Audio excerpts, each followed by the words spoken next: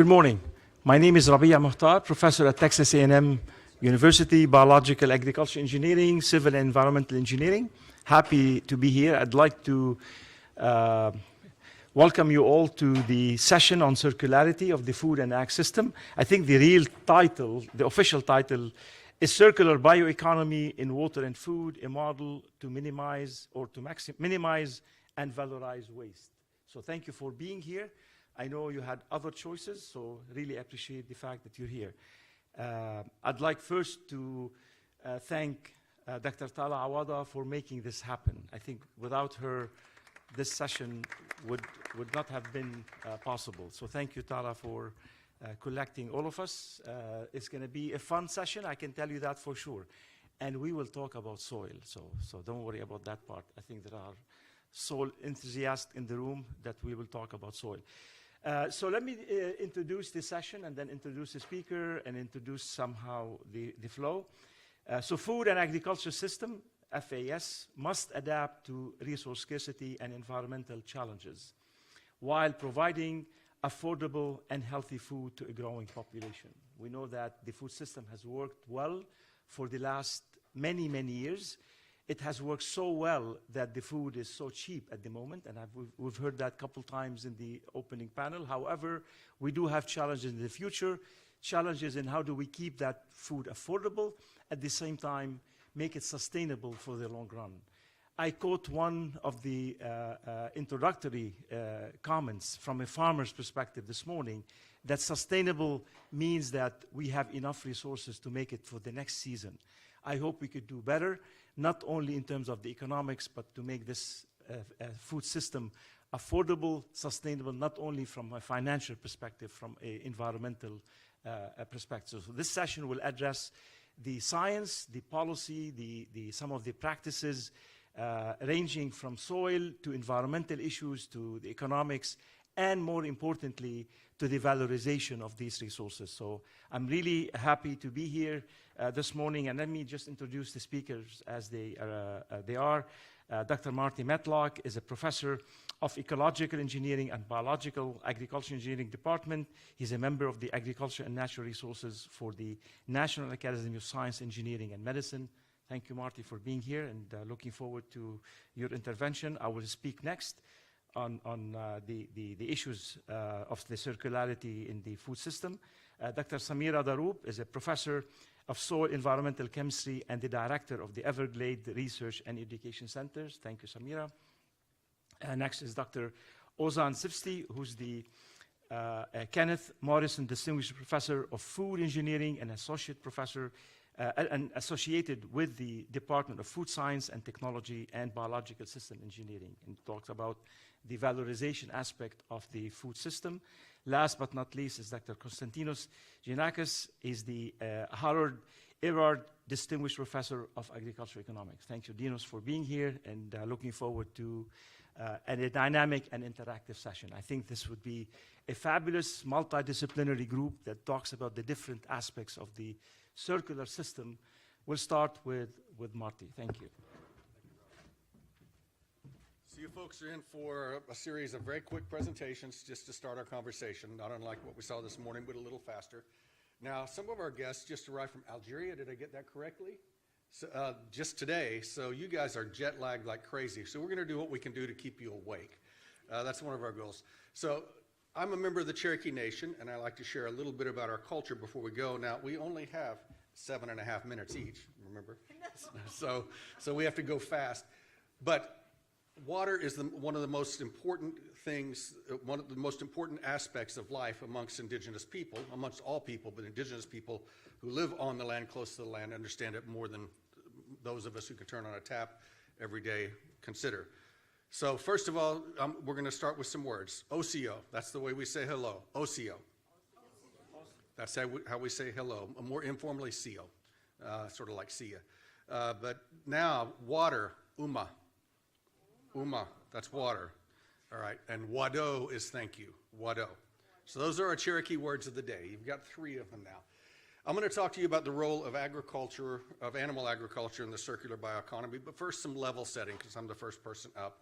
We know that everything is connected, that the economic domain upon which all of our cultural and our well-being is based is dependent upon a social domain, and the social domain is dependent upon the ecological domain. And without the hierarchical nesting, the systems can't function. These are not separate Venn diagram overlapping. These are nested systems. We also know that everything is changing. The rate of change is faster than anything humans have ever experienced, and that we're all in this together. This is our framing. Now, again, in terms of level setting, my mentor, Norman Borlaug, asserted that food is the moral right of all who are born into this world. These are not just economic commodities. Food is a moral right. So that's one of the tensions we face, and water is a moral right too. How do we manage moral rights as economic resources? We also all agree, I wear the pins, several of you wear the pins, Sustainable Development Goals, 17 goals to rule them all. The 16 goals, with the 17th being to organize ourselves to accomplish these goals, and that these goals are in tension. These are not, some of these are mutually exclusive. We cannot end hunger without utilizing land and water. And so we have to balance these goals, and somebody has to decide. Who gets to decide? That's a foundational question of civilization. How do we decide what is the most important now and next? So I'm an ecological engineer. I work in numbers. We all require about 2,000 calories or kilocalories from a thermodynamic perspective to survive and function. There are 8.125 billion brothers and sisters on the planet today. That means we right now produce, process, and distribute 16 trillion kilocalories around the planet every day. But when we hit 10 billion in the next 40 years, we're going to need to produce 20 trillion kilocalories every day. Process, distribute, and consume every day. That system is the most expansive endeavor in human history. So that's something for us to frame. And the people who are coming to dinner represent the population of Earth when my grandfather was born in 1915. So the population of the planet, when my grandfather was born in 1915, that whole population is coming to dinner in the next 40 years. We all know this. I'm level setting. So let's talk about the circular bioeconomy as a level setting too. I've worked in sustainability for 30 years. Circular bioeconomy is a pathway to circularity or to sustainability for certain processes.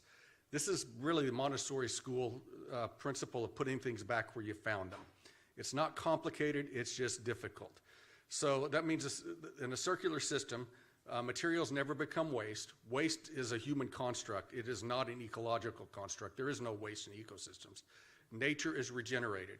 In a circular economy, products and materials are kept in circulation as long as possible. These boots were my father-in-law's boots. They were made in 1995. These are 30-year-old boots. That ostrich didn't die in vain. So that's the nature of circularity. Circular economy is based on 3 principles: eliminate waste and pollution, circulate products and materials, and regenerate nature. The EU has implemented this at a policy level. If we want to trade with them, and they're one of our major trading partners, as we discussed in North Dakota last week, if we want to trade with them, we are going to have to understand what these criteria are. It's not just good for our ecosystem and for our biosystem, it's also good for our economic security, especially in agriculture. EU's objectives, 5 objectives, are pretty straightforward. Nothing dramatic, following the Sustainable Development Goals: ensure food and nutrition security, manage natural resource sustainability, reduce dependence on non-renewable, unsustainable systems. This is not complicated, it's just hard. So we're taking a linear system and we're trying to make it circular.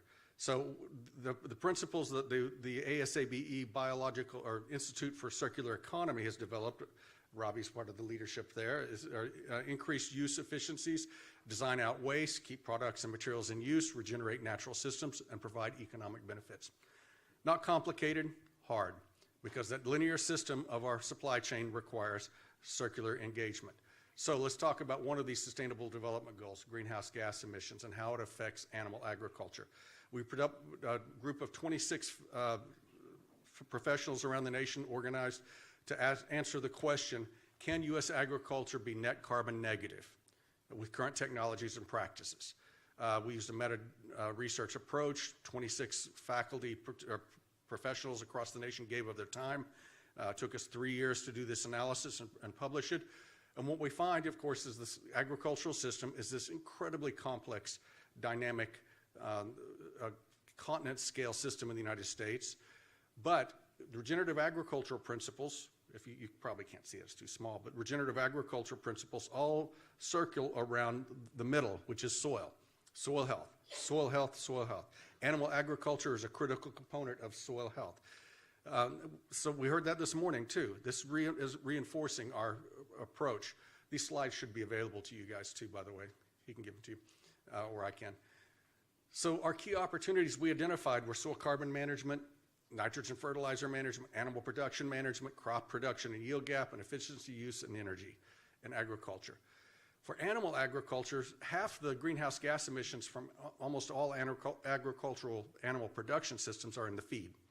And so that's encumbered in the feed. And then with enteric methanogenesis from our bovine production systems, we also have emissions of methane and then, of course, the animal manure. Those are our three sources of greenhouse gas emissions in animal production. So the major barriers to reducing those are providing effectiveness of practice with no impact on production or capital. It's expensive to do manure management differently. Feed use efficiency is money in the bank for producers, animal ag producers. We are incredibly effective. Our feed use efficiency numbers have just escalated in the last 10 years. Rumen ecology has really expanded our ability to understand this. And reducing greenhouse gas in feed also benefits the supply chain. So here's where we are. The green bar means negative, that's zero. The blue bars are emissions. Currently, agriculture as a sector is about 9.9, just under 10% of U.S. agricultural footprint. And so if we take existing practices and we close the gap from what people are doing now, 50% from what they're doing now, who's adopting those practices, and 100% adoption, close that gap 50%, we can take that to 2%. And with existing practices, with emerging practices, we can take it to 1%. If we close that gap from 50% to 75% adoption rate, not 100% adoption of existing practices, we can make it agriculture greenhouse gas negative, including animal agriculture in the United States. Agriculture becomes part of the solution if we can adopt those practices. So I want to make this clear, and we did this work with using a set of documented practices. These, you can't read them from here, they're too small, but these are not surprising. Nutrient use efficiency, especially nitrogen, grazing management, on-farm energy use. We talked about electrification in the first session this morning, moving from diesel and gasoline and propane to electrical systems on the farm is going to save agricultural producers money, technology. So these are our opportunities. We can get there. We have the tools today. This is going to require innovation. This is just going to require implementation. You can read the report from CAST. USFRA helped support the project. CAST published it. Holler if you have any questions. Did I stick the landing? So we have room for maybe one question. Yeah. Thank you for the great presentation. So, becoming greenhouse gas negative, right? And to do that on a production level, it's going to require implementation of new chemistries, new products. How do we account for the production cost and the production impact of those? We use life cycle assessment to make sure we don't just shift the burdens. We make sure that our solutions don't create more problems. And that's why we have to be systems thinker, meta-systems thinkers.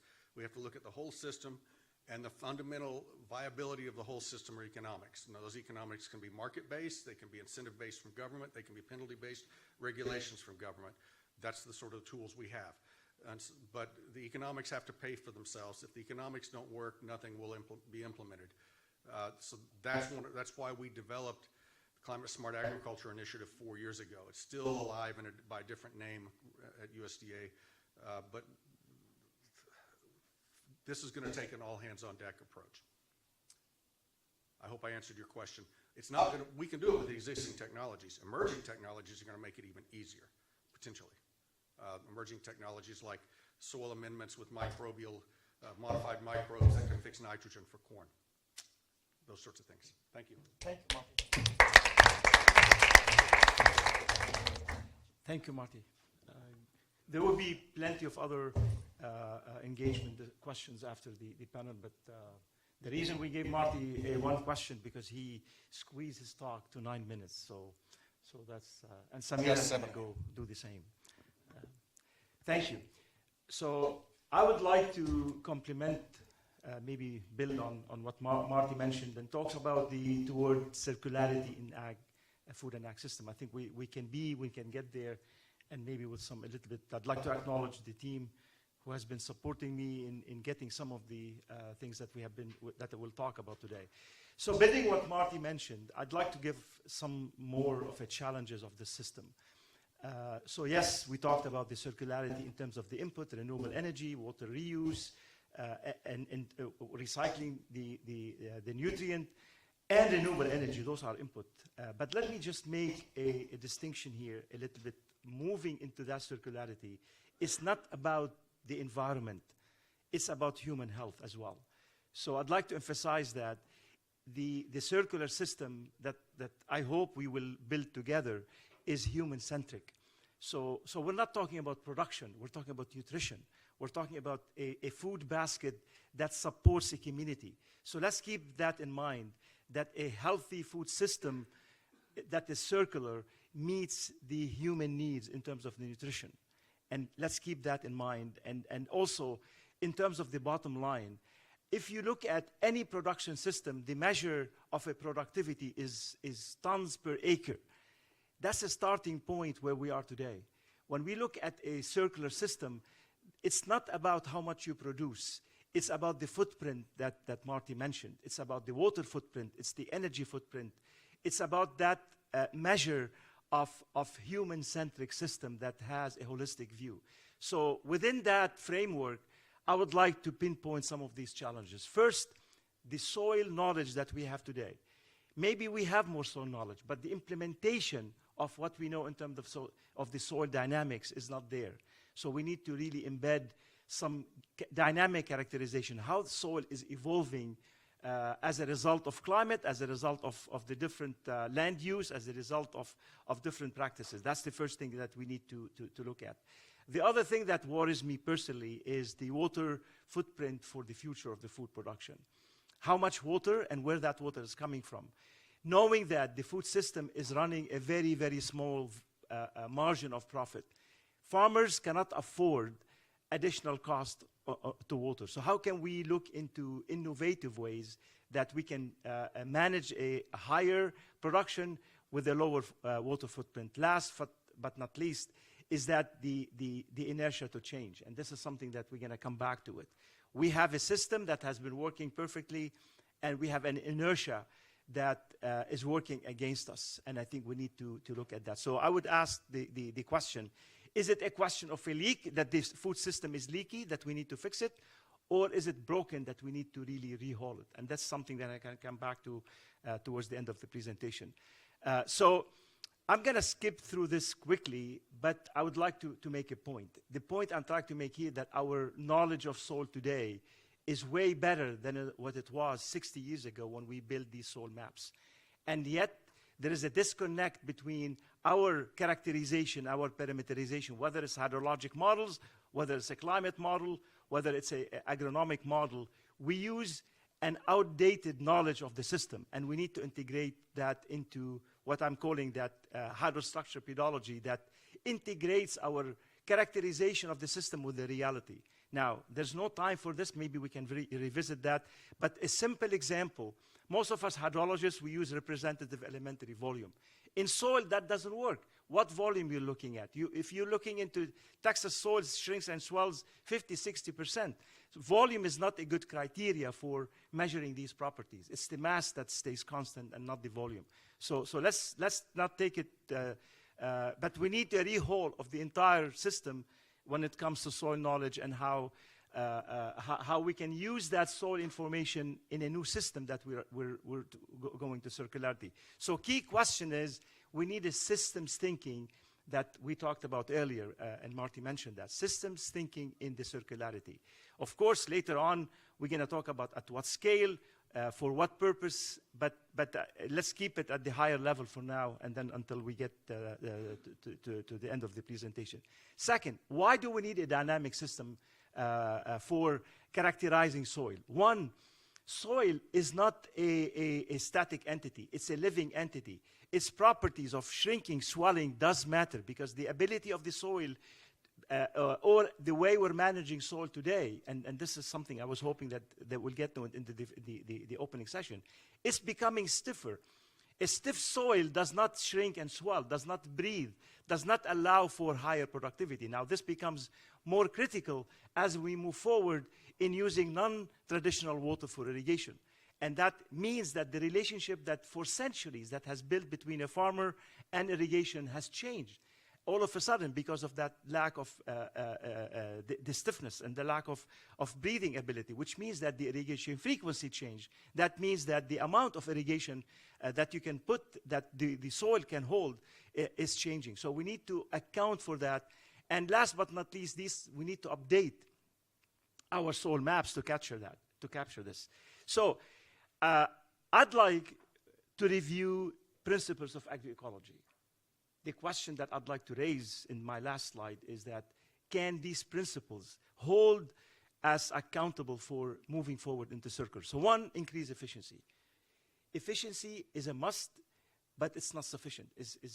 And this is something that, I mean, the engineers, Marty and I have been working on engineering efficiency, best management practices.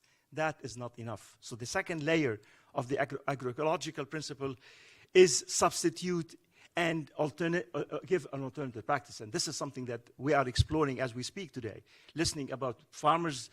This morning, last week, we were in Fargo listening to great success stories that have made impact at the local level. So we need to gather those stories and see if we can have those as a substitute to alternative practices. We need to redesign. Third level is to redesign the agroecosystem, including biodiversity, synergy, economic diversification. So the farmer this morning mentioned something extremely important. It's not enough only to look at the productivity. We need to look at emissions. We need to look at the soil quality, soil health. All of these are valorization of that. So it becomes a different redesign and co-design of the agroecosystem. Re-establish connections. Connections between growers, consumers, develop alternative food markets, including co-creation of knowledge with the farmers, with the producers, and have new social values that Marty mentioned earlier. Diets. Nobody's talking about diets, or at least very few of us talking about the diets. Diet do matter, and those shifts in diets do matter. And the connectivity with the entire supply chain. Last but not least of these levels is rebuild the food system. So we're not talking about fixing the leaks. We're talking about moving forward. We need to redesign according to fairness, land and water resources, governance and practices. So my last slide is, again, and this is something that we will be exploring, can core principles of agroecology be the basis for a sustainable and circular food and ag system? Of course, we have a lot of questions. The questions about economies of scale, people are skeptical, saying, okay, what works in a farm in Costa Rica does not work at a global scale. How do you feed the masses? How do we feed the additional 1.5 billion coming over for dinner in the next few years? Momentum for a business as usual. There is momentum for a business as usual. The system, the one thing very unique about the food and ag system, the margin of profit is very, very, very small. So any disruption will kick people out of business. So how do you manage that? Last but not least is acceptance of producers, consumers, and supply chain. So we have to look at inclusive discussions, including policies that allow for this acceptance and for people to really break that momentum. I would like to induct, with the permission of our leader, Anita Thompson, professor at Wisconsin, to induct all of you to a Soil for Society network, which we have been building globally for the last few years, and Wisconsin is taking the lead, and we have Nebraska as well. So please do take this, scan this QR code, and join us in rebuilding soil as a network, as a global network, to support sustainable development globally. So thank you very much.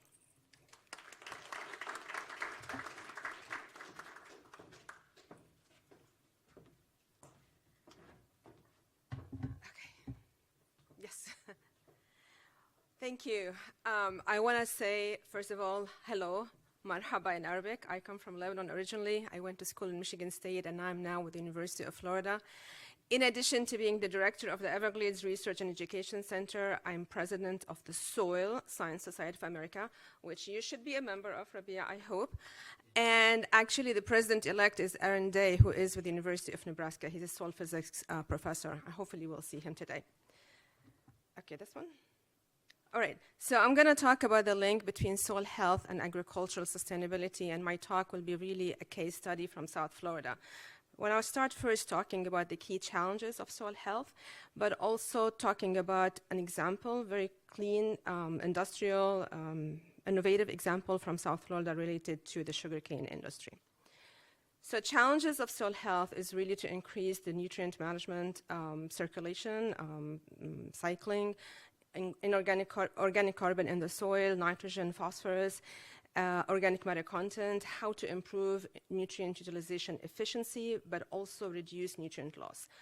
As we have been speaking, there is a lot of management practices that can do that, including cover crops, composting, biochar, minimum tillage, no tillage, regenerative agriculture, farm animals, and forestation. Nutrient use efficiency is very important. We talked about nitrogen, but I'll give you just an example about phosphorus. Worldwide, we either have too much phosphorus in the soil because of addition of manure and fertilizers, or too little phosphorus. Phosphorus utilization efficiency is particularly bad. It's less than 20%, so mining these soils would be very important in terms of phosphorus efficiency. But also, as nitrogen, phosphorus leads to environmental impacts, and that's a real threat to a lot of our ecosystems. So the example I'm going to give is from the sugarcane industry in South Florida, in the Everglades agricultural area. Just talk a little bit about sugarcane. It's a C4 plant. It creates a lot of biomass, which was really important to get back to the soil. When we harvest in South Florida, we actually burn. That's a slide I took last week from a U.S. sugar production. They burn the sugarcane and they harvest it because it's better for the sugar industry and the milling of the sugar. But regardless, there is green harvesting of sugarcane, but there is a lot of biomass that is produced, whether it's harvested green or from the mill, and 40 tons of CO2 per acre of above ground biomass, right? The rotations in South Florida are with flooded rice, but we have a lot of sweet corn in the winter as well as winter vegetables. There are two issues of sustainability in that area. We have organic soils, because it was part of the Everglades ecosystem. So this is the Everglades agricultural area connected to the Everglades ecosystem. A lot of water quality is a big issue. So soil sustainability, because these organic soils are oxidizing like crazy. So it's not about just soil health, it's soils in general, like a disappearance of soils. But also water quality, which I will talk about in just a few minutes. So these are two issues, and I'm going to give you an example what the industry, the sugarcane industry, is doing to tackle both of these sustainability and water quality issues. So from the milling process of sugarcane, we have a number of byproducts. You may call them waste, but byproducts: bagasse, molasses, and mill mud. The bagasse is a fibrous residue that is used as a fuel source, so it can generate power. Molasses, they can use it for animal feed, ethanol production in certain countries. Mill mud or filter cake, it can be used as a fertilizer or soil improver. So in South Florida, the sugar bagasse is definitely used to generate power. It runs the mill. They actually sell power to the nearby communities also. But they have so much of it because that whole area is about 450,000 acres. It's full of sugarcane and full of bagasse from the milling. They produced a new industry. So they have a new industry that started maybe 5-6 years ago. They don't make money yet, but they are almost there. They use the bagasse to produce tableware and food service products. You know, we just had breakfast and the plate was compost. It composts, you know, so it composts in 84 days. And they did the manufacturing facility very close to the sugarcane mill, so there's no transportation cost, and it is powered by renewable biomass from the fiber itself as well as solar energy. So another thing that they're doing, this is specifically for Florida Crystals, which one of our bigger producers also, they're doing agriculture, large-scale agriculture composting operation. They're using mill mud, sugarcane byproducts, leaves. The compost facility is adjacent to the mill. It's an organic fertilizer that they use on their organic certified farm, because they do have that. And the rates that they use is according to the soil test and needs of the crop. So they don't add extra because they're important for water quality. Also, on conventional farms, they use that. So this year, they produced compost that they put in over 30,000 acres of the land. Florida Crystals, after 3 years of just starting that large-scale composting, have been named the Compost Facility of the Year large-scale from the Council of Composting. The other thing that they deal with, I talked about water quality, because we're so close to the Everglades, and phosphorus comes from that watershed because of agriculture production as well as urban production. Since 1995, there was a lawsuit that goes back to the power of the government, mandatory best management practices to reduce phosphorus loads coming out of the area. Every grower in that area, growing sugarcane or vegetables, what have you, has to have a BMP plan, and they have to monitor their farm. It's not non-point source pollution anymore, it's actually point source pollution because we know exactly where the phosphorus comes from. So it is really a success story in terms of environmental quality because you have 100% grower participation. They do nutrient management, they do sediment management, but they also do water management, which is very important. The success rate has been over 57% of phosphorus load reduction, although what is required by law, the Everglades Forever Act, is 25%. And finally, I wanted to talk also about more investment in the ecosystem recovery of the system. So we have a lot of rats and rabbits that eat vegetables and sugarcane and what have you. So Florida Crystals has invested with the University of Florida also in a biological rodent control. We have boxes, but they're called barn owl boxes all over the area, and that creates habitat for them. So it has reduced or eliminated the use of rodenticides in the whole EAA. This is an example of how many boxes that Florida Crystals, just one company, but US Sugar and the other industry also have them. Over 2,000 boxes all over, and definitely in the organic farm because they don't use any of these pesticides. So finally, just to put a summary, the way it worked in sugarcane industry in South Florida and why do we have really a good circular bioeconomy, although the industry is always attacked by the environmentalists because of water quality and air quality stuff. So it's not without any problems, for sure. But it's large-scale farming. There are two major companies, US Sugar and Florida Crystals. And then there's a cooperative with 39 small growers combined together. So they invest in research. Actually, they invest a lot in research with the University of Florida and elsewhere. So industry, university, and regulations. The South Florida Water Management District is what governs that area in terms of environmental quality. They work together not only on water quality, but also soil sustainability. So just to re-summarize, they fuel generation or power generation from bagasse, compostable plates and bowls from bagasse. They compost from the milling products. They put it back into the soil to improve soil health, organic certified production. They have BMPs to reduce inputs, improve water quality, and they use biological control for rodents. Yay! Thank you.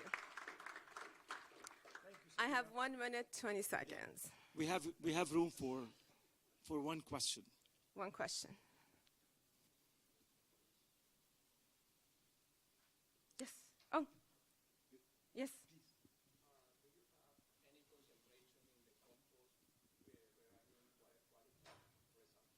So as I mentioned, we are managed by the South Florida Water Management District for BMP. So the question was, is there any concern from adding compost in terms of water quality?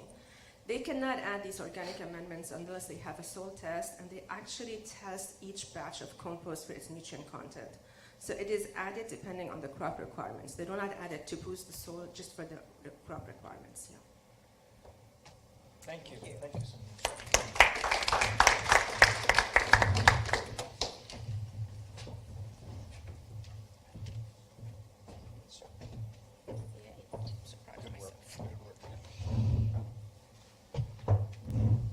Hello everyone. Let's change the focus a little bit. I'm a food engineer, and I would like to share food engineering perspective and the opportunities offered by a food engineer with a specific focus on waste utilization to realize biorefineries or circular bioeconomies. So I'm going to share some case studies from our research without... Time's up. Okay. My bad. Without technical details, this is going to be an overview. So how will we feed a growing global population in the face of grand challenges to our food system? So, like many others, this fundamental question drives our research. And the challenges we face are staggering. And this requires a fundamental rethinking of how we produce, how we process, and how we value our food resources. And the food loss and waste are one of the major contributors to those grand challenges. And this requires, again, a fundamental rethinking of our system. And when we look at these food loss and waste, they represent a huge waste in water, energy, land, and other resources, and which is a threat to our food security. And actually, we waste food at every stage during production, post-harvest and storage, processing, distribution, and consumer at our homes. So addressing these challenges at every stage can unlock environmental, economic, and social benefits. And our current system is mostly linear. That means we take, we make, and we dispose. Whereas circular economy or circular bioeconomy proposes a new framework. It mimics our nature, actually. It closes the loop and reutilizes the waste, nutrients, and minimizes the resource extraction. And there are a lot of opportunities offered by circular economy, such as developing new products, creating new business opportunities, but especially resource recovery from waste is a unique opportunity we are interested in. And biorefineries, they have a critical role to play in this circular bioeconomy. So what is a biorefinery? Very briefly, probably you already know, it's the renewable equivalent of a petroleum refinery. That means renewable feedstocks are used to, they are converted into food, biofuel, materials, and chemicals. And waste is a promising feedstock in biorefineries. So most of the focus has been on feedstocks in developing biorefineries. But when we utilize waste, we minimize the waste. At the same time, we create economic value. It's a win-win situation both for industry and the economy. But again, most of the focus was on feedstock. What about the technologies employed in these biorefineries if we really want to develop something sustainable? Therefore, we believe that there's a need for cleaner technologies, or we can call them green technologies, to employ in these biorefineries. And we see there's a growing demand for clean products and alternative green technologies, and especially in food space, not only for their environmental benefits, but also their economic contributions to the system and novel products that could be generated with this technology. So again, this green technology is not only about not polluting environment, but also they come with different benefits, such as we decrease the waste consumption, and they offer new products and new business opportunities. So I'm going to give some examples from our research program, our green technology, which is called supercritical carbon dioxide technology. What is supercritical carbon dioxide? Very briefly, you see the phase diagram here. We have solid, liquid, and gas, but if you bring the temperature and pressure of a fluid, gas or liquid into this supercritical region, it's going to become supercritical. What I mean, it's not gas, it's not liquid. They have the properties between the properties of gas and liquid, and they offer a lot of benefits, especially in food and biomaterial space, and it's a clean technology. It doesn't pollute environment, and they offer different advantages, especially in terms of material processing. Here you see different properties coming from supercritical carbon dioxide. It can be used as a solvent to extract different bioactive compounds. It can be used as an anti-solvent or a drying fluid to form particles, micro and nanoparticles, encapsulate both in food, nutraceutical, and pharmaceutical space. It can be used as an expander to perform reactions where you eliminate petroleum-based organic solvents from the process. And in these processes, we don't use any water and we don't generate any waste. So what we propose in this space is integrating different unit operations. Each of them are working with supercritical carbon dioxide. Each one is a green, clean process, and to convert different feedstocks into several high-value products and fractions. And in our research, we have been using this for a while to develop even biofuel or bioactive compounds to be used in food and nutraceutical industries and different biomaterials. So I'm going to share some case studies, just an overview. One of them is harnessing lycopene from tomato waste, which is a byproduct or waste of tomato processing industry, and it is currently treated as waste. The byproduct or the waste is the mixture of seed and peel, but we know that there's lycopene in it, which is a high-value compound with a lot of health benefits. So what we do, we use supercritical carbon dioxide, but different processes, all integrated. So the tomato waste enters the process, and it leaves the process as a high-value, stable, and food ingredient with improved health benefits. In the first stage, you see at the top, the lycopene is extracted using carbon dioxide, so it's a clean technology. We don't have any additional separation process. We don't use any water or organic solvent. And then this extract goes to an enzymatic reaction. We use a lipase enzyme. It is green chemistry combined with green engineering. It is converted into a concentrated lycopene product. And interestingly, the byproduct of this process is biodiesel. So you can use the byproduct as a biodiesel in your cars, for example. And then the concentrated lycopene product is already a high-value bioactive compound, but we need to protect this compound. It further goes to a particle formation, again working with this technology. It's a very simple technology. We don't use any chemical. We don't generate any waste. In a very simple way, it is encapsulated in a lipid matrix.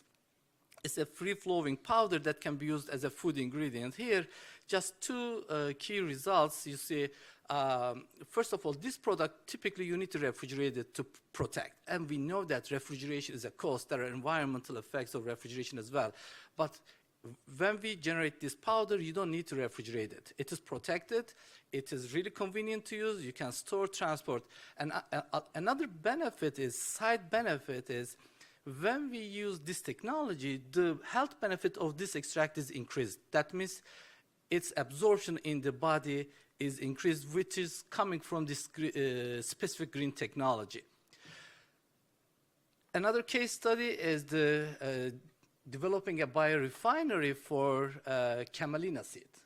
So camelina seed, this is a collaborative project with Plant Science Innovation Center at UNL, and there's interest in camelina seed to produce sustainable aviation fuels, but we know that after oil extraction, the oil is used for biofuel production, but the remaining part is treated as waste, like in this linear approach, take, make, and dispose. So how can we utilize the remaining parts?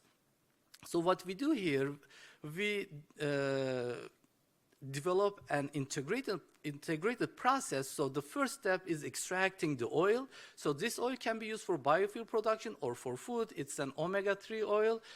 And with our special process, we can fractionate the compounds. We can develop emulsifiers. These are the food ingredients widely used in chocolates, emulsions, a lot of food products. It's alternative to a lot of current emulsifiers. And then we can further separate astaxanthin, which is a high-value health and wellness promoting bioactive compound, using a clean enzymatic process. And remaining parts, which is waste, but it contains protein, we can further separate protein for food applications. And there is polysaccharides in it. Then we can separate polysaccharides, which is a food thickening and stabilizing agent. And it is alternative to xanthan gum. And we know some food industry, they don't want to use xanthan gum. This is an alternative.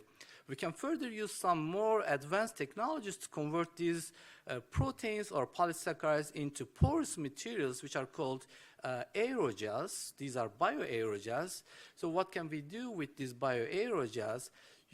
There are a lot of things, but these examples, when we combine oil and this porous material, they become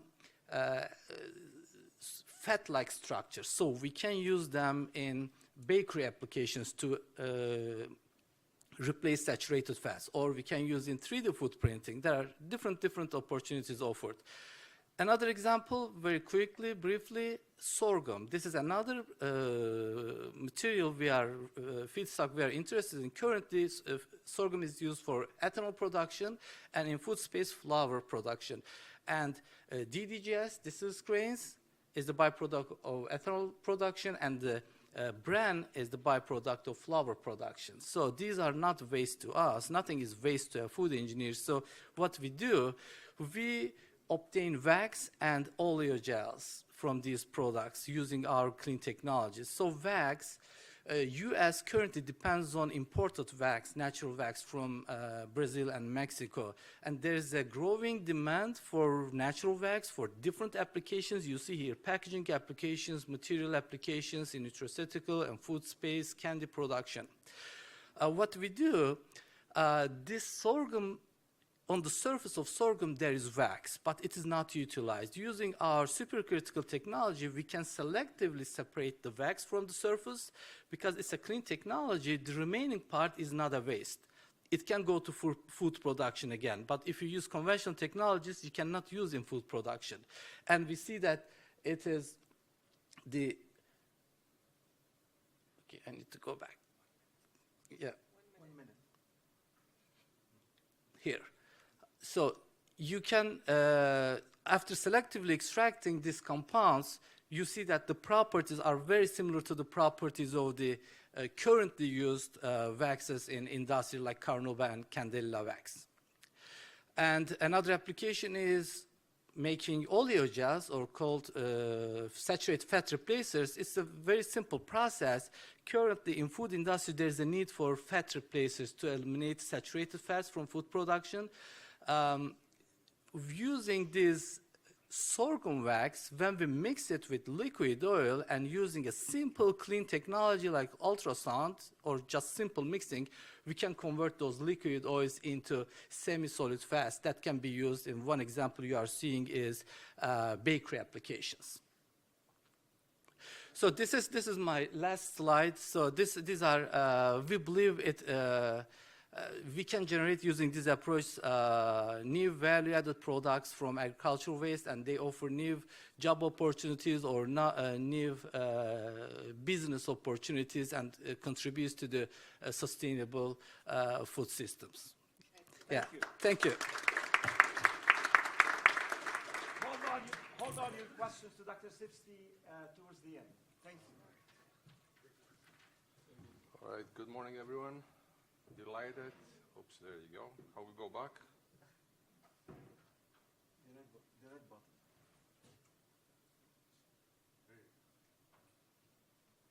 You went all the way back.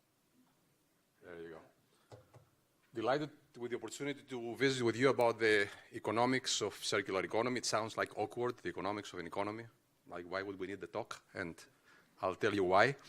And before I start with my presentation, I have to say that this is research that has been conducted with Tala Awada. She started us, actually. She got us inspired in this space. Our wonderful postdoc, Ahmed Senak, in the back, that he is leaving us for a faculty position at the University of Tennessee. It's very, very lucky to have him. And we have others. We have Ahmed applying this now to a different space. I will come back to it as we go. So 4 things that I want to talk to you about today. I want to talk to you about the need for an economic analysis of the circular economy, the oxymoron. So I want to give you a taste of a framework that we have developed that illustrates the challenges and the transformations, the changes that we experience as we move from a linear to a circular system. That's an ongoing research. I want to talk to you about the key issues that are involved as we transition to a more circular biosystem, and what are the policy issues, and how can we use policy to address certain market or policy failures. So my colleagues, previous colleagues, did a great job in motivating both circularity, talked about the challenges that we are facing as a humanity. We have increased population, we have climate change, and we need to increase our production, whether it's food, feed, fiber, bioenergy, with scarce natural resources. And many of us, many people, many academics and others, view this transition to circularity as essential way of addressing those issues. And there has been a significant growing literature in this, and the focus has been on the development of methods and processes that enable and facilitate this transition to increase circularity. Again, as I mentioned earlier, our research, the 4 issues that I mentioned, we want to focus on why do we need economics, and talk about the framework, the economic issues, and the policy options. As I mentioned earlier, the relevant literature has focused primarily on the methods and processes. What can we do, like Ozan's presentation and others, and what can we do? How can we change the processes and the methods? How can we adapt and develop new technologies that will enable us to produce the same with less, increase our productivity, more with the same kind of resources, or the same level of output with less resources? And of course, this is absolutely necessary. We need those methods, because without new technologies, we cannot do that. We can make minimum improvement. So, but while it's necessary, it is not sufficient. So, unless people find it optimal to adopt, and we are talking, Matti talked about, we need to have a systematic approach. Unless people at all different stages find it optimal to adopt the necessary, to make the necessary steps, we can have magnificently promising and wonderful technologies that will not be adopted in practice. So the idea of adoption is not an academic, esoteric exercise, but it's something that is essential once we have, and again, by itself, it's not sufficient. We need both the technology and the sufficient incentives in place for people to adopt those technologies.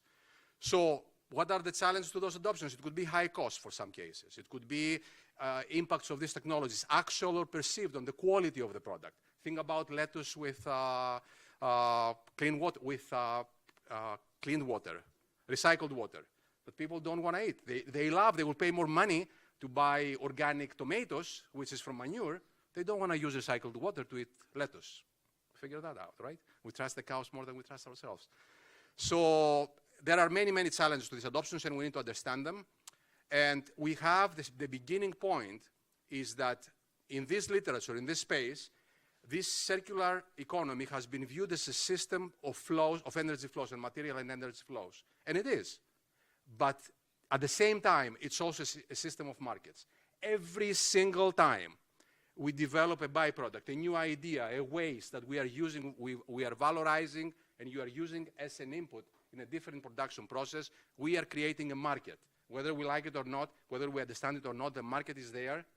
And this market has supply and demand conditions, has consumers of this, whatever it is that we're producing, has producers of this, and welfare of those groups. And it's important to understand those, to understand what are the economic, market, and welfare impacts, because this will help us to assess the market potential of the different technologies that are necessary. Remember, we need these technologies to successfully transition from a linear to a circular system.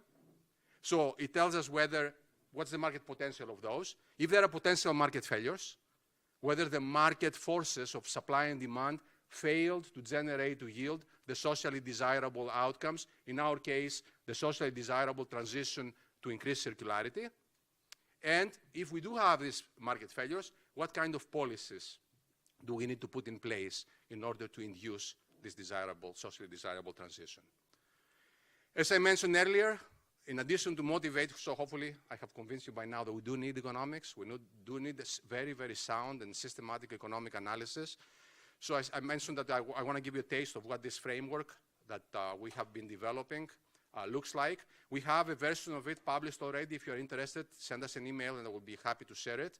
And at this point, now it sounds complicated, it's not. It's a supply chain that goes from producers. We have producers one and producer two. Think about crop producers and livestock producers that produce something, an agricultural product, and processors process it, make beef for corn, and the retailers move it all the way to the consumers, okay?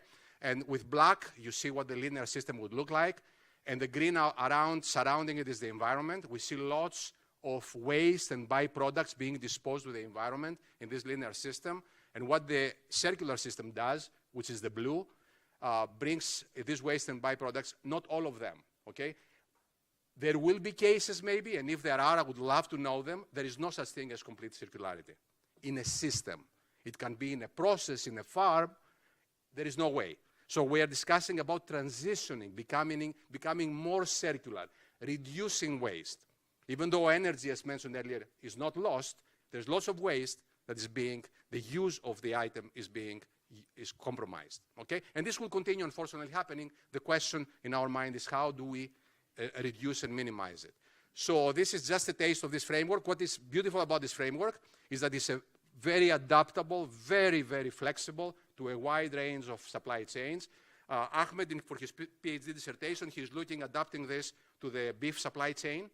And it's very, very different what he will be having than what we saw there. The essence will be identical. We need to identify who are the participants and what are the critical functions that contribute to waste and therefore have the greater potential for circularity.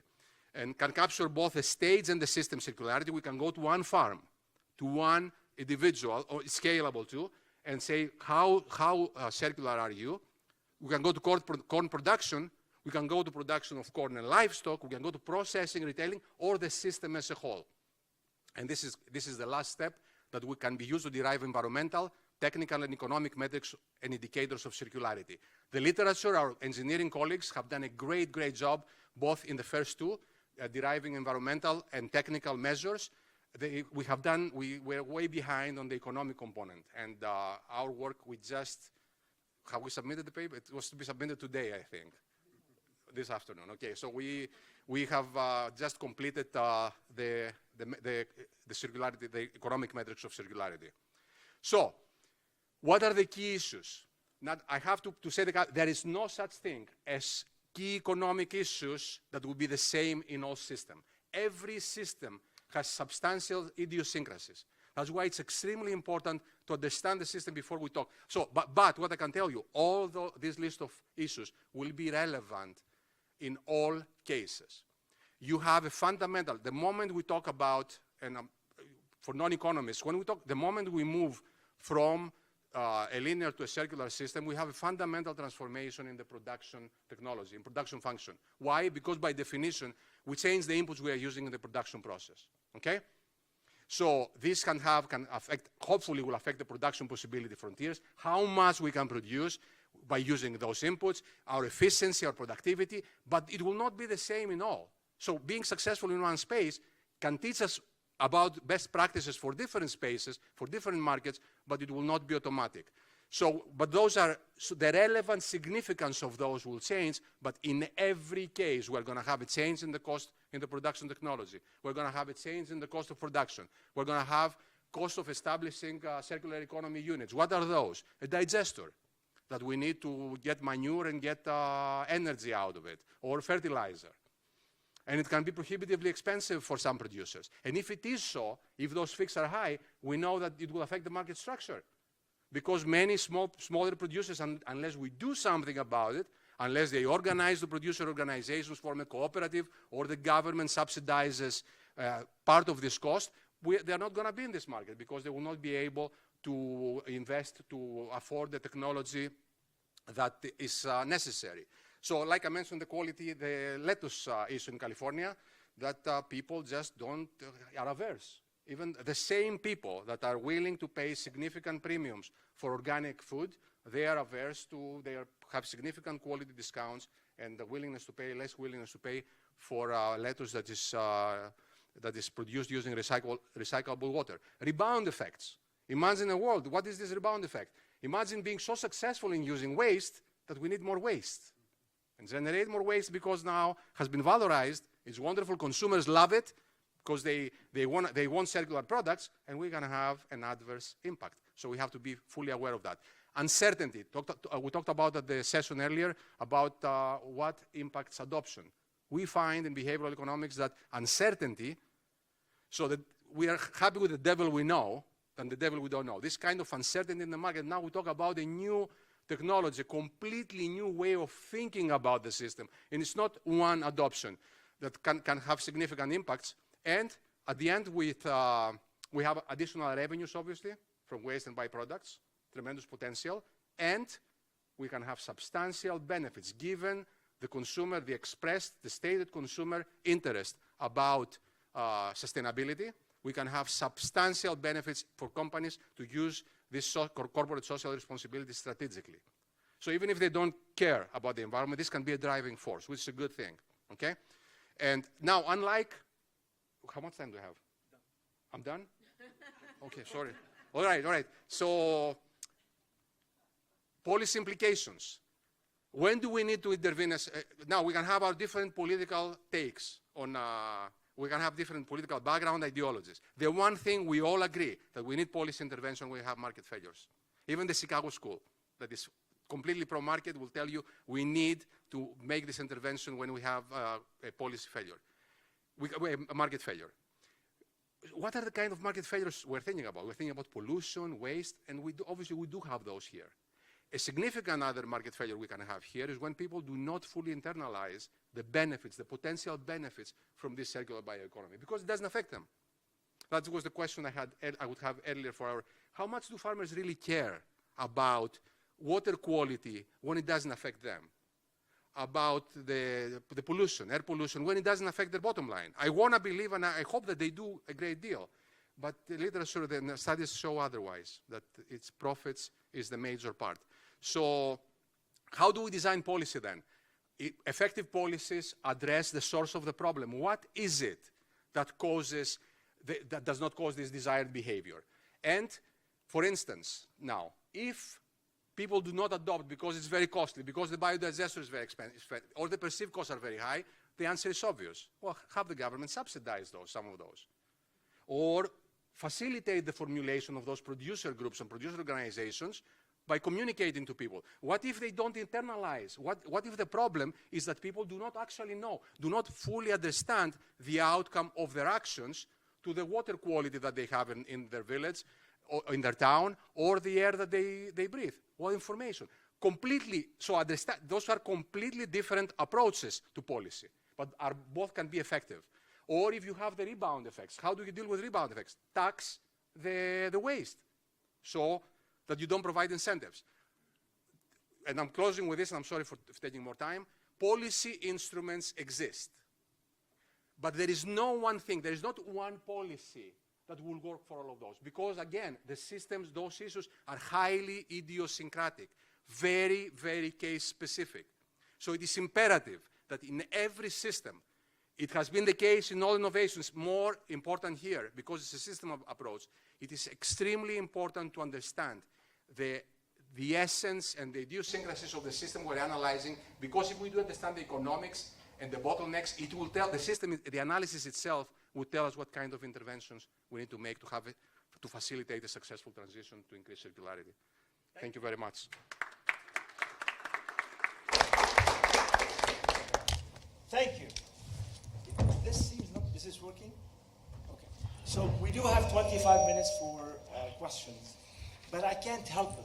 What do you, Dinos, I can't help but just get this discussion going on with one overburden of policies with your closure. We are used to market-driven economy, and what we're seeing recently is anti-market-driven economy. So over breakfast, we're talking about in Texas capping the renewable, even though it makes sense to go that way from an economic, from an environmental, but there are lobbies that are preventing market-driven economy to proceed. In this environment, what do we do? That's the age-old political economy question, where you have something, what's the goal of the government? Economists, as naive people that we are, we assume that the government seeks to maximize social welfare. And what we are discussing here is part of this discussion, like you go to a socially desirable future. But the reality, though, this is a normative approach to economics, okay? How things should be. The reality is different. That governments, we find now that they seek to maximize their chances of re-election. Or they have a social welfare function, I'm sorry if I become too technical, that different groups have different weights. And this weight is the outcome of rent-seeking behavior. So what you're observing in Texas, if I were to model it, I would model it exactly like that. You have a Bergsonian, non-equally weighted social welfare function that some groups that are anti-renewables, they have been super successful through rent-seeking. And you economists always have the answer. Well, thank you. You know who to ask.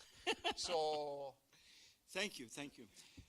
We do have 20 minutes for questions. There are a lot of questions that have been raised in terms of, is it leaking or needs transformation? I think that's kind of in the backdrop, but I would love for this to be a dynamic discussion and open for your question. Can I add a comment? Yeah. So I'm not an economist, yeah. But I think there is a lot of benefits by connecting to the stakeholders and get that different point of view. I work at a research center, so away from main campus where a lot of the academics sit in an office. No, I'm not criticizing. And model and do all that stuff, but then when you go to the real world, somebody would say, this will not work for me, whether it's economics or whatever. So I think it's important for the social sciences to really connect to our stakeholders and understand the system from their point of view also. And going back to why Texas is doing that, small farmers, I just had some congressional staff from DC last week visiting the centers, and we had the sugarcane growers. Of course, they make money, but then your small growers that do vegetables and do organic farming are barely making money. And so when you have a lot of these new constraints, whatever you want them to do to have a circular economy, it doesn't jive in their world because there are not policies to help them, and that is a big issue. So connecting with stakeholders, understanding why they choose what they choose is very important. Thank you, Samira. I'd like to come back to one of your slides talking about sustainable development goals. With the rise of nationalism and national agenda, what will happen to the global agenda with the sustainable development goals? They're not going away because these are, we're all in this together. And I don't care how many oligarch wannabes proclaim otherwise, we're all in this together. And if you don't believe me, look at the stock market, look at global trade. There are some good things happening from the disruptions that are occurring because now suddenly the EU and the UK are making friends again and figuring out how to reconnect their trade system after the EU's Brexit experience. So this too will pass. Our larger challenges aren't going away. Our larger challenges aren't going to be fixed by ignoring them or pretending they don't exist. They're only going to get better if we make them get better. This is an intentional action by people of goodwill. Our job is to be good ancestors. Our job is to leave the place better than we found it, not to take as much as we can and then die. Thank you. Questions from the audience? Let's take few questions for the sake of efficiency, and then we'll come back to the panel. We have no Maybe back to the micro scale for a minute, and you brought up SDG 6, which in my personal opinion is probably the most important one. But are you advocating that we take wastewater and treat it to drinking water quality? we kind of already do. We just let nature do it. We dump it into stream upstream, Well, and then but- we take it out downstream. I know that you're a board-certified civil engineer, and I know very well that you know that the EPA and each state agency has regulations, and the vast majority of the cities are meeting those regulations. But it's not, in a circular economy, utopia, you're taking wastewater and making it drinking water? No. Well, you sort of inferred that. Well, circularity demands it, but the scale of circularity is the key. I live in Northwest Arkansas. We get our water from a reservoir, Beaver Lake. 40% of the inflow of Beaver Lake goes through wastewater treatment plants. at some point. It's the residence time in the ecosystem that we rely on for other things to happen. Wastewater treatment plants are basically ecological systems just powered up with energy. They are wetlands on steroids. That's the reason we can treat water faster, and we can treat it in a smaller footprint. That's the reason our HRTs are smaller, our hydrologic retention times are shorter because of that. And when I teach ecological design, I make it clear that you need more space and more time if you want ecosystems to do it for you. And ecosystems are doing it for us mostly now, but I'm a backpacker, and I would never drink out of a stream without a water filter because Giardia is not a pleasant experience. These are our challenges. And your point is well made. Are we going to get to the point where spaceship Earth, where the circles are so tight that we're having to reach that level of treatment? The cost in energy alone would be dramatic. We'd have to ozonate. We'd have to UV disinfect. And then an ozonation to get rid of the emerging chemicals that we don't even consider. By the way, they're in our water now. We are drinking pharmaceuticals. We are drinking chemicals, PFASs and other chemicals from industrial and human processes. So we're already doing it, we're just not doing it very well. Let's take a couple of questions and then we come back. I don't know if I necessarily have a question, but my name is Nicole Wall, and I'm in private engineering. I'm a project planner with Olson. We have an office in Fayetteville, Northwest. Yes. So just a general comment that the research that's being done, everything that was talked about today at this session has applicability in the real world. So these connections with actual engineering are very important, and that's why I'm here. So thank you.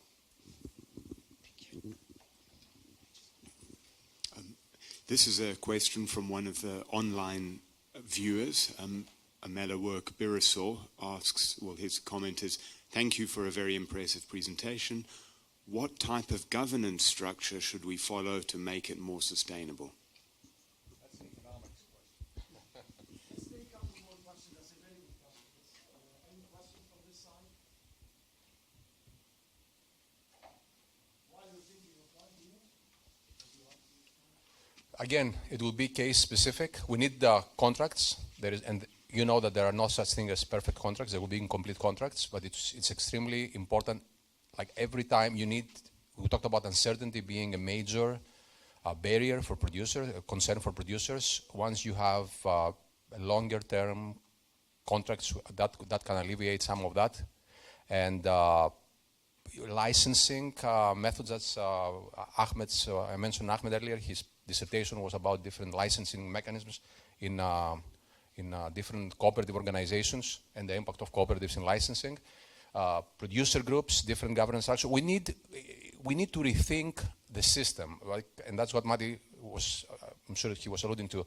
We need to have to rethink the system. It's not going to be a little band-aids here and there. We need to, and what would be working would be case specific, because in some cases the change that will be necessitated will be drastic. In others could be less apparent, less obvious, because we're not in hell right now.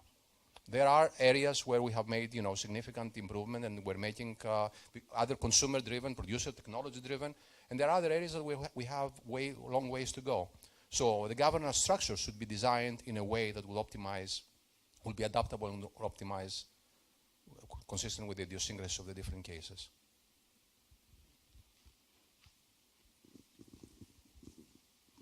Sorry, the same side of the room. Matt Hotze with the Good Food Institute.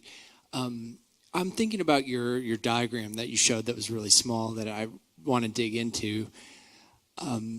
Is there any consideration that you have for what arrows on there that are like the most risky, for example? Because I look at that and I say, where do we start? Where are the arrows that we need to work on first? Have you considered that in your research? Absolutely. And actually, Ahmed would tell you, Ahmed was, like all good PhD students, he was very eager to start designing the system for the beef.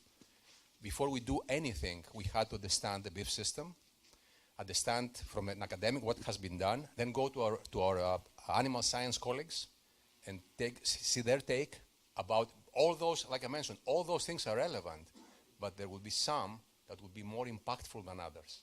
So we have to be effective in this because we don't have unlimited resources. We're not living in the first best world.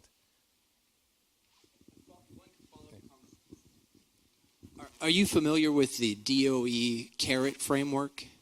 It's adoption readiness level versus technology readiness level. It's CARAT. I would look into that because that's a framework that the Department of Energy developed. It's not just for energy technologies, but they want it to apply more broadly. And they have several different categories. I believe it's 17 different risk categories related to adoption. And I think it might be useful to compare that with your model and maybe even apply some of that as far as like relating to what the government is doing in adoption. Excellent, thank you. CARAT, CARET. Yes, and I do want to clarify that in the bioeconomy, as opposed to the techno-economy, the biosphere is part of circularity. So I would never intentionally advocate that we take water that humans use and put it into a non-eco system, because we just rent water from the ecosystem, and when we put it back, we just borrow it for a bit. It's a through-flow process. One of the biggest challenges we have is making sure we have enough water in the ecosystem for the critical ecosystem services. Wastewater treatment plants provide those. They are critical. We do interbasin transfer all the time with our wastewater. We take our drinking water from one basin, we discharge it to another. And those can be very disruptive. They have to be managed effectively. But the biosphere is part of circularity in the bioeconomy. That's why animal manure goes back on the land. So I just want to make that clear. I hope that in response to your question. Yeah, we'll come back.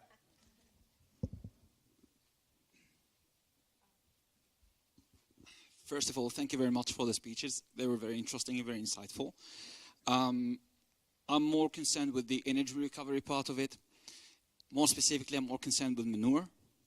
And so that's exactly what I'm working on here in the state of Nebraska. And my question is for Professor Samira, because you addressed the recovery in Florida, the effort concerning that. So according to your experience and knowledge, is manure being treated at a level you would call significant in Florida, given the eutrophication, all of that happening there? And then what would be one main promoter or contributor to this adoption of this technology? And what would be one main barrier to the adoption of this technology in Florida? Thank you. So in certain parts of Florida, we'll talk about South Florida.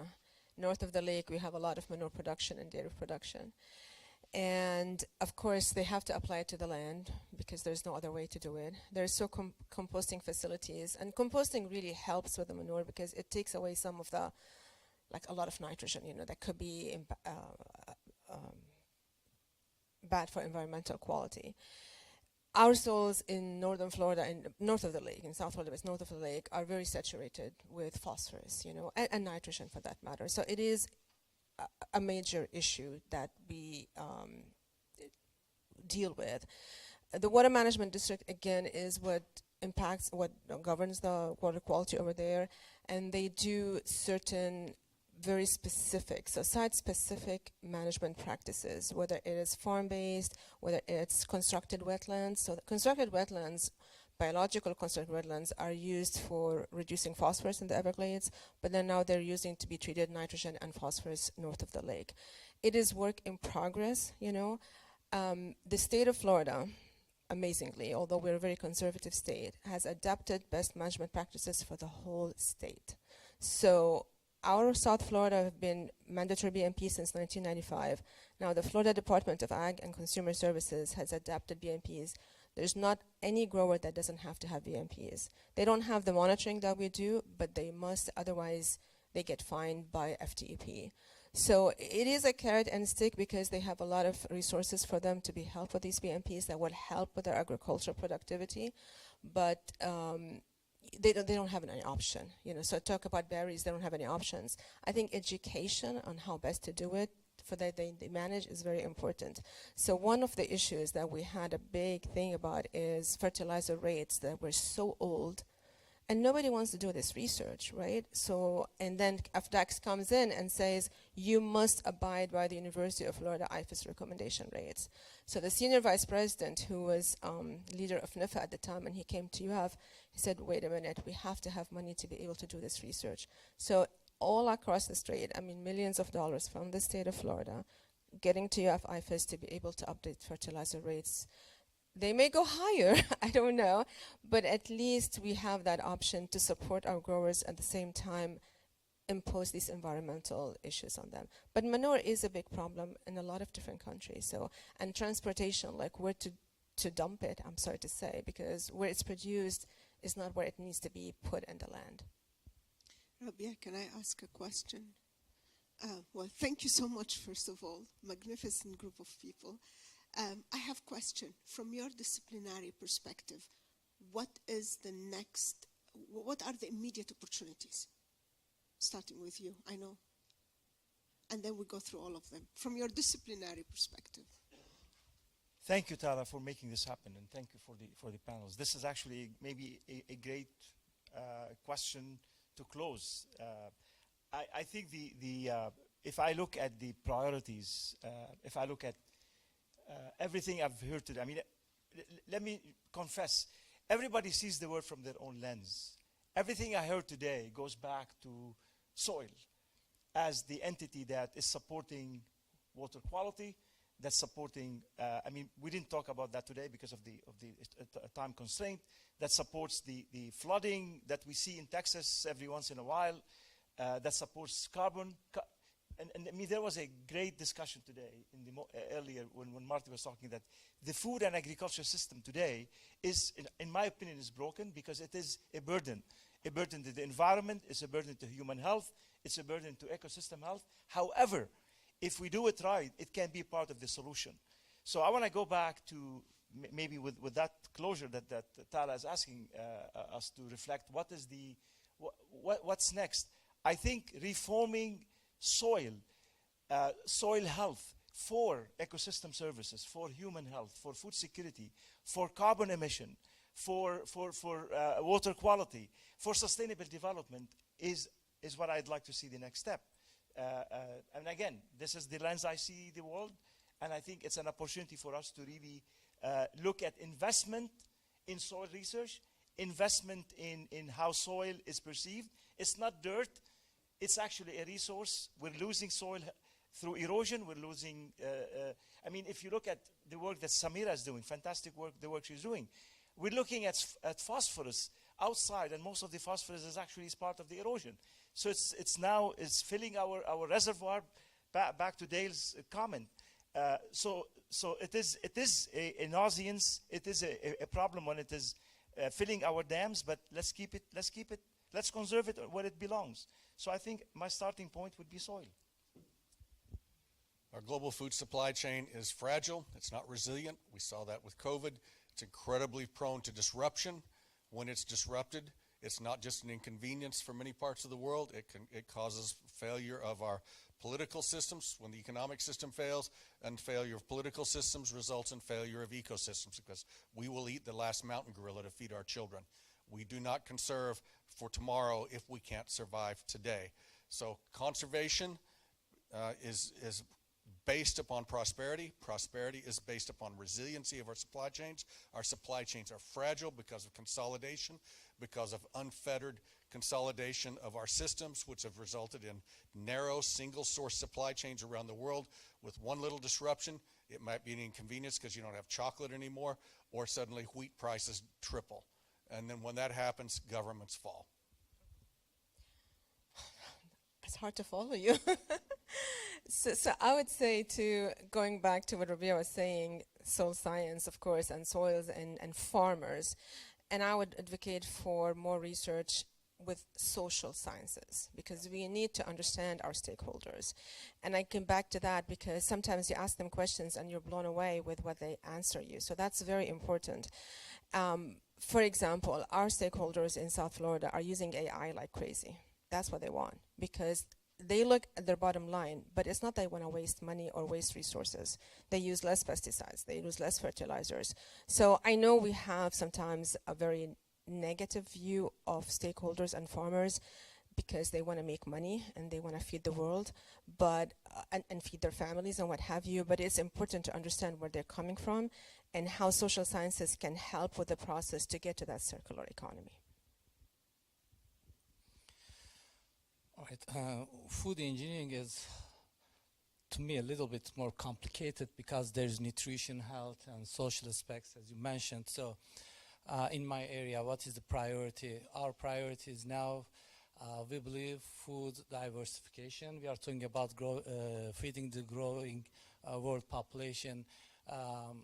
We rely on limited number of food sources. Can we diversify our food sources?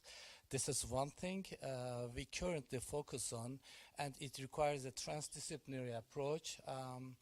One thing, and we believe in co-creation. You talked about it, engaging stakeholders, and we believe that we need to bring stakeholders to the process, which we do right now actually at the very beginning of the process before designing things. When you look at some more successful tech companies, you will see that this is their approach actually. So we bring stakeholders, consumers. So this is our use-inspired research. This is what we call it, use-inspired. So we bring them into the design step before starting the process. So we work with them, we design, build, test, learn, and this is a cycle for us. Again, the idea is to diversify our foods, but our goal is, our priority is to produce safe, nutritious, but at the same time affordable food. Even though we are using those fancy technologies, our goal is at the end is to be as simple as possible and generate affordable food. So very briefly, we believe that we need to connect some dots that are not connected. One priority for us is to connect plant scientists or microbiologists with food engineers. What I mean, designing food in the raw material. Can we design foods in plants, and can we add microorganisms as a new source of food? So can we generate unique compositions in plants and microorganisms? So for example, with microorganisms, especially like fermentation, we can use less space and we can produce more food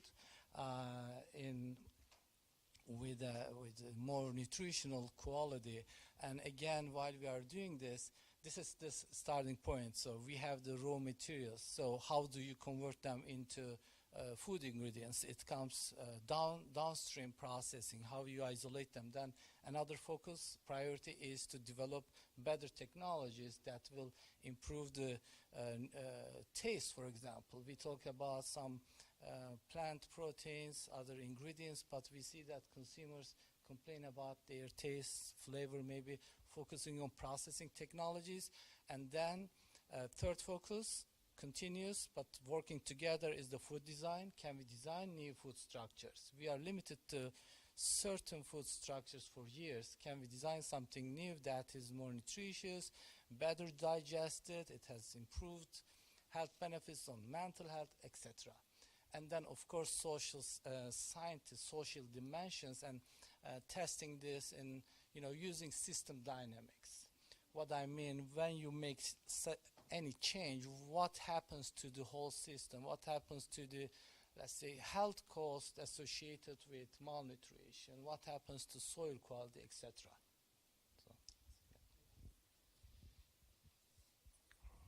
In my mind, the key to a sustainable future is innovation, and innovation in terms of processes, methods, techniques, governance structures, and as economists, we need to make sure that we assist in the design of sufficient incentives. There are sufficient incentives for the creation of new knowledge, for R&D, and then for diffusion, adoption, all those issues. So it's a matter of incentives at the center for proper innovations, because not all circularity projects are socially desirable, right? Some can be prohibitively costly, can be pies in the sky, but maybe need the knowledge right now for what will happen, will come 40 years later. So solid economic analysis and make sure that the incentives are aligned the right way. Thank you. Thank you for the great question at the end. That I think this is a wrap up the session. Thank you for the opportunity to be here.